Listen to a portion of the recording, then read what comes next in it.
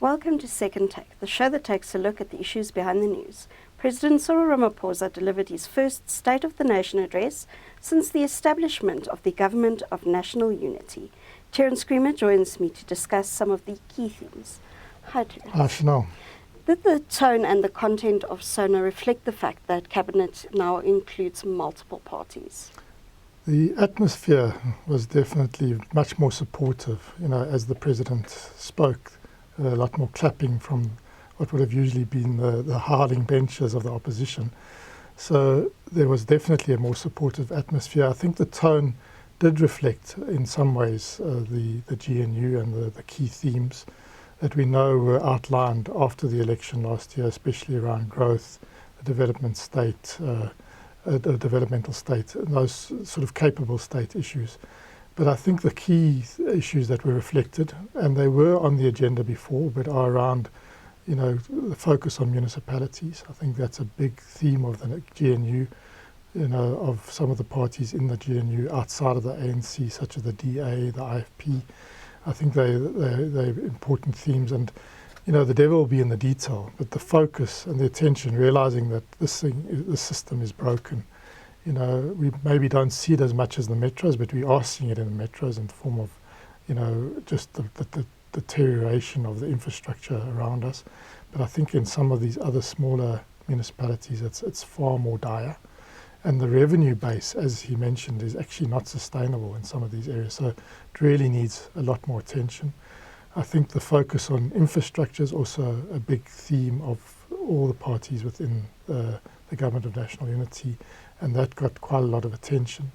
And, rightfully so. As, the city infrastructure is deteriorating, but our national economic infrastructure is also not up to scratch yet. We've seen some improvements in the operation of Eskom and Transnet, but much more is needed. Much more roads investment is needed, bridges investment is needed, and then of course the big focus around water, which I think was important. And then I think the last theme was private sector participation. I think that's also broadly supported across the 11 parties in the GNU. So I think those were reflected, and definitely so in the tone, but also in the atmosphere in the House. There was definitely a different atmosphere. How did the President navigate the brewing geopolitical storms? I think if you want to say that there was a difference in this SoNA versus previous SoNAs, is the amount of attention given to international relations, to foreign affairs. And that's really about, a number of things, but it started with having to acknowledge the 14 soldiers that died on a peacekeeping mission in the DRC, a very somber event, and I think correct to reflect that. It's a major catastrophe for South Africa, that hasn't been resolved. The war is intensifying, and the belligerents haven't come to a settlement. So there's that. But obviously, the overarching geopolitical storm is around South Africa's relationship with the US. This should be a year where South Africa and the US are working very closely together. We are hosting the G20 in Johannesburg later this year. We're supposedly handing over the presidency to the US. So we should be in lockstep. And every indication is we really are not in lockstep with the US. And there's been aggressive statements coming out of Washington around our Expropriation Act and what that could mean for land. And really, without evidence, saying it's a confiscation policy, without a hint of irony when the administration's talking about confiscating other countries like Panama, Greenland, Gaza. So there's that issue. There's then the Secretary of State saying that he will not participate in the G20.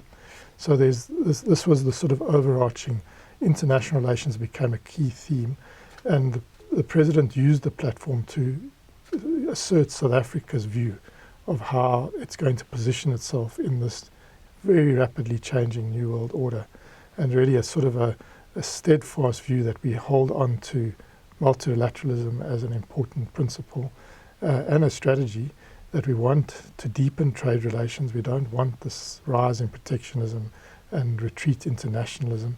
and also that we value sort of a rights-based culture and an inclusive culture. These are things that we're conflicting with the US about. The administration around this whole diversity and equality and inclusion, they mentioned that, the Secretary of State mentioned that the Trump administration is not interested in that, and we've included that in our G20 theme. So it's a conflict for them. And obviously our sustainability themes about climate, and they again are not happy with the climate actions we've seen we're going to withdraw from the Paris Agreement. So these are big issues, and they're not usually reflected in the State of the Nation, but they had to come to the fore. And it was an interesting juxtapositioning that the President used this platform to sort of hold up South Africa's position, South Africa's values, and the whole thing that we are not going to be bullied, I think, was the sort of headline moment of the theme. That this coming at us via Twitter channels, via quite aggressive statements. We're going to hold our ground. It's going to be very difficult, and there's a lot to lose and gain. And I think this issue around sending a delegation to explain ourselves is important, but we're going to have to see if it has the impact that the President wants. This G20 is a big opportunity for South Africa. It's first time in Africa, and it's a big thing for South Africa. And whether this is a negotiating stance to try and change what's on the agenda from the South African G20, or to actually dismantle the G20 entirely, is not clear. But this is high stakes, and we've got a lot to lose, and so we're going to have to navigate this very, very carefully. What were some of the key takeaways on the economy and for business? Well, I think the key one was the announcement that we're going to target this 3% growth. It's lower than some of the figures that are out in the public domain, around over 5%, lower than the NDP targets, the National Development Plan targets. But I think we're going to have this this whole new development strategy being announced, and I think it's, we're so far from 3% that if we'd put out another target, I think it would have been sort of laughable. So I mean, we probably grew at less than 1% last year. This year, if we get to 1.8%, it'll be a good performance. So we're tracking below a 2% level.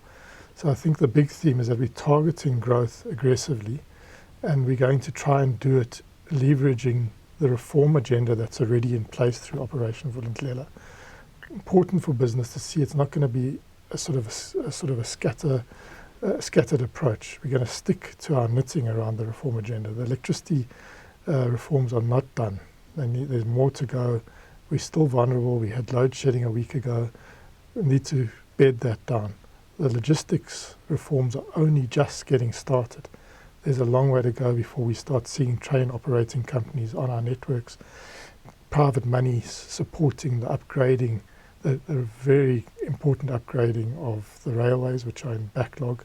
Same at the ports. So we're just at the very, very start of that process. The water reforms, as I mentioned earlier, those are vital because we are seeing the shortages coming through already. So all levels, water utilities at municipal level, we already know that. Joburg has one.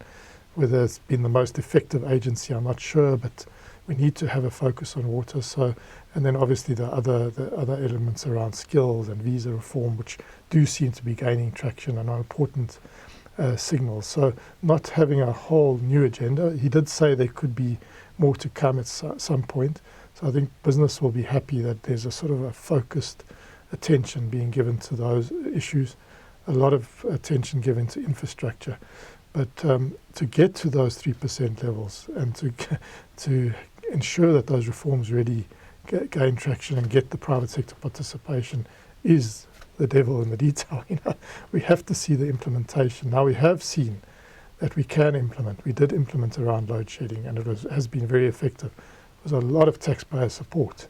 We don't really have a lot of fiscal space for supporting all the entities left, right, and centre. So it's going to require more from the private sector participation side, even where the state continues to own, for instance, in the transmission grid, in the port system, in the railway system. The railway network will remain owned by the state, but to try and crowd in private capital onto getting the network up to standard, and then private operators is very, very important. So it's business as usual a little bit, but it's more focused, saying we're going to be focused, and then setting a more ambitious growth target, without which, none of our plans around job creation, none of our sort of social inclusion plans are going to hold any water. Thank you. That's the Second Take show for this week. Thank you for watching, and join us again next time for more news analysis. Also, don't forget to listen to the audio version of our Engineering News daily email newsletter.